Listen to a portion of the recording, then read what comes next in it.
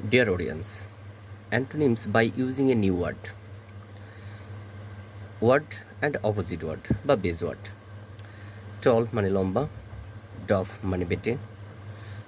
Minor মানে অপ্রধান বা ক্ষুদ্র অংশে বোঝানো হয়ে থাকে, মেজর মানে প্রধান বা বৃহৎ অংশে ব্যবহৃত হয়, মোশন মানে চলমানতা, স্টিলনেস মানে নিশ্চলতা, ম্যাসকুলাইন মানে পুং জাতীয় বা পুরুষ জাতীয়, ফেমিনাইন মানে স্ত্রী জাতীয়, ওল্ড মানে বৃদ্ধ, ইয়ং মানে তরুণ, অপোজ মানে বিরোধিতা করা বা বিপরীত অর্থে ব্যবহার করা হয়, যেমন অপোজিট, সাপোর্ট মানে সমর্থন করা, অপটিমিজম মানে আশাবাদ, পেসিমিজম মানে নৈরাশ্যবাদ, পেভিস মানে খিটখিটে, প্রেভিস মানে খিটখিটে, জেনিয়াল মানে প্রফুল্ল, প্লেজার মানে আনন্দ, পেইন মানে যন্ত্রণা বা ব্যথা, প্রফেশনাল মানে পেশাদার, অ্যামাচার মানে অপেশাদার।